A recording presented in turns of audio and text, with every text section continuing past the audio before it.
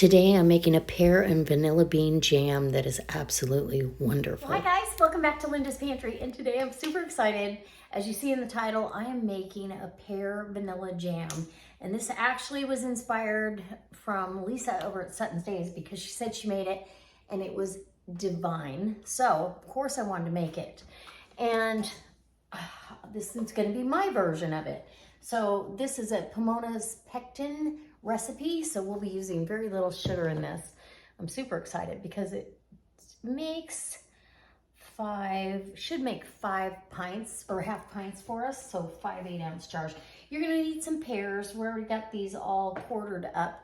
It calls to mash them before you cook them, but I don't know how easy that would really be.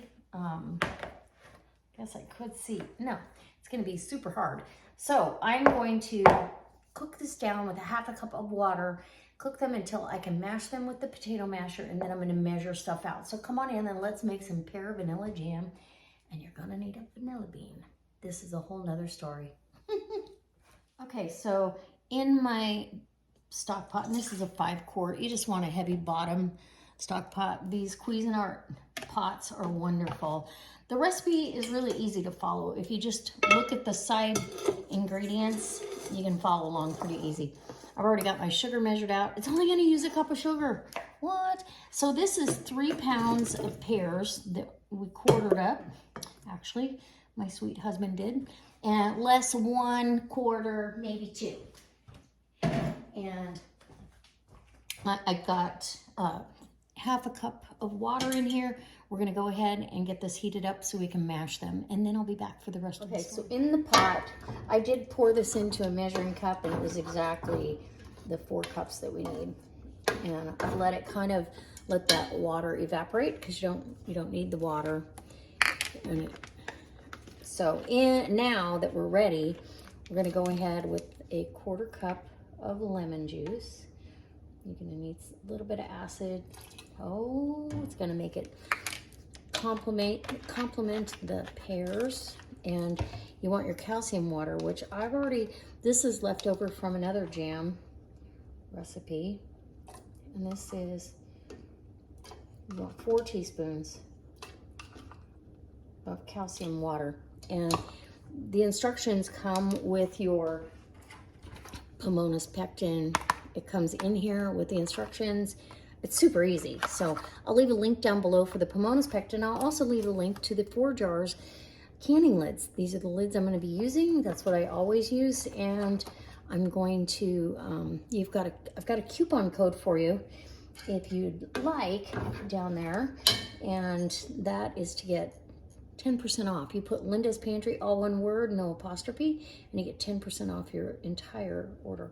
So you're gonna scrape the vanilla bean. I've already split it, and we're gonna see if I can do this without too much problem here. Oh yeah, scrape that out and get all those seeds. It smells wonderful.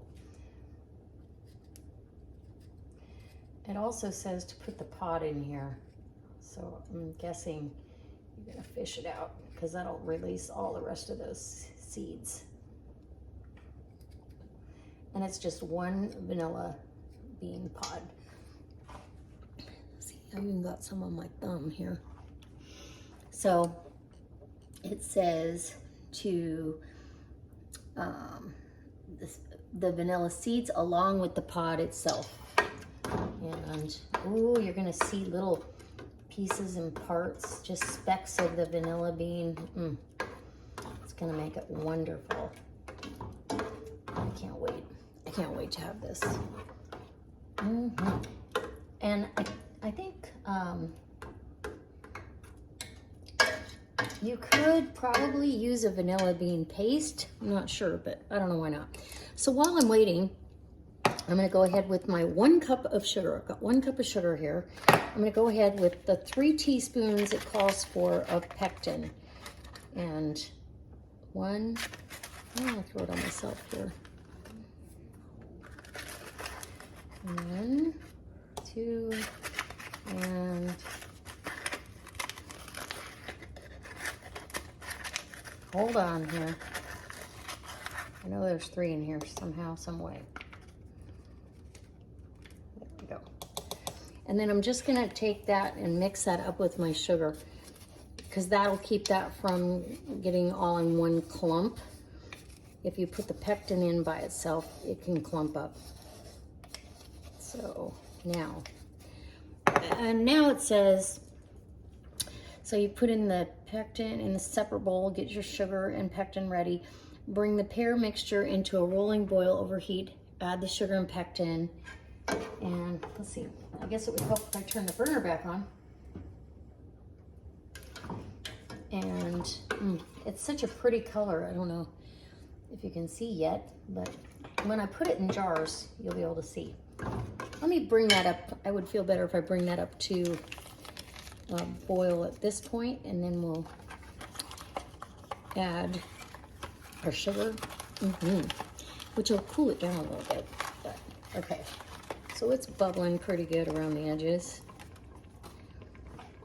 And let's go ahead and add our pectin and sugar mixture to this. So nice to have very little sugar. Okay, we're gonna bring that up to a boil, and let's see, let's get you over here, sorry. Bring that up to a boil, and don't mind, I have a pot of stew on. And once, see, your bean is gonna release all of its vanilla goodness. Once that comes up to a rolling boil, we'll let it go 1 to 2 minutes. And then it's ready. Oh, vigorously. Dissolve pectin, return jam to boil. Remove from heat using Pear. And then we're gonna go ahead, get the vanilla bean out of there and start jarring it up. Okay, so everything is ready to go. I haven't fished out, there's the vanilla bean right there. I haven't fished it out yet. Thought I would do that before we get too crazy, but that allowed all the little seeds to come out of that. And then you can discard it, but you get all that goodness out of that pod. And now we can start jarring it up. This gets jarred up to 1/4 of an inch. These jars were in the steam canner, getting nice and hot, and they've been run through the dishwasher, but oh, you can see the little tiny specks of the vanilla bean. It looks beautiful. What a pretty jam. So 1/4 of an inch, I got a little bit more in this one. Of headspace and golden. I've got my lid soaking over here in some hot water, so I'm just gonna share that hot water. Wipe the rim. And I'm gonna steam can these. You can water bath can them. You would wanna submerge them in a water bath canner completely with 1 to 2 inches of water. But in the steam canner, you don't have to do that. We're just gonna, when the gauge comes up to the green zone for my altitude, I'm just gonna put that on, just finger tight.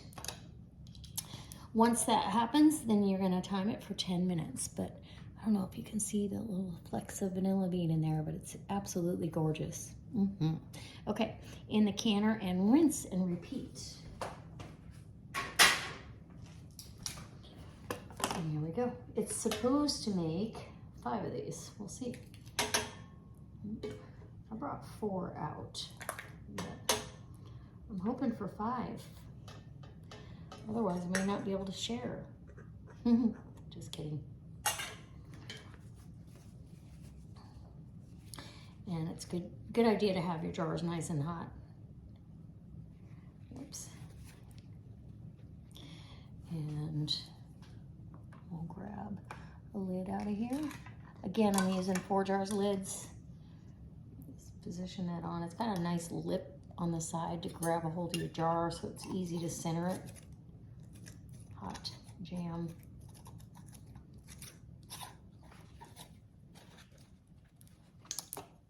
Finger tight. goes. Again, look how pretty.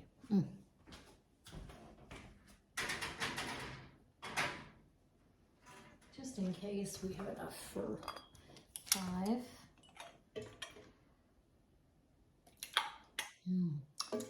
My mouth's watering. It's gonna be so good. You could have this on toast. You could have this on brie if you wanted to do that over the holidays. You could use this as a filling for a cake. That would be wonderful. You could do all kinds of things. Put this on a piece of French toast. Okay. I'm going to rinse and repeat. I'll let you know how many I get. So that first section right over here is my green zone.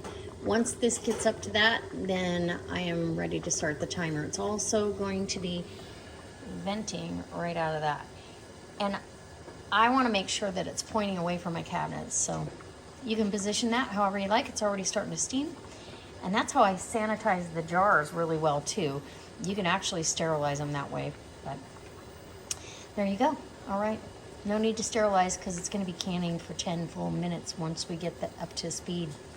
And then I'll bring you back when I turn this off and bring the jars out. But we did have exactly 5 plus maybe 1/8 of a cup for some kind of dessert. Okay, so the jam has been in the canner for the full 10 minutes and then 5 minutes with the lid kind of cattywampus. And these lids loosen up. I know in another video, somebody commented that I was tightening the lids. I'm not, I'm just putting the ring so it's stable. So if I did pick up that jar for some reason, it doesn't drop out from underneath me and break the jar. Tomorrow when I'm going to pick these up and take the lids off or the rings off and wash them.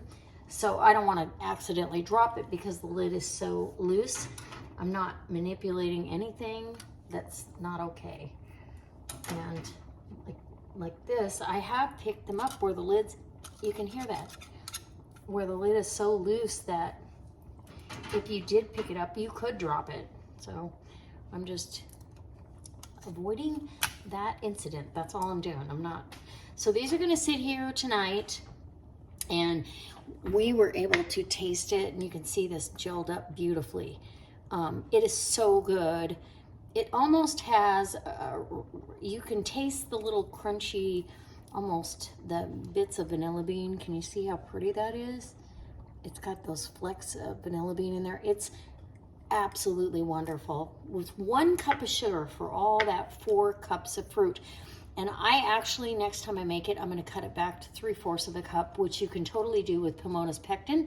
If you go to their website, you can see that you can create your own jams with their pectin. So here's the pear and vanilla bean jam. Oh, so delicious. So I highly recommend it. A couple of these are going to go for gifts, but this is definitely staying home for French toast, regular toast.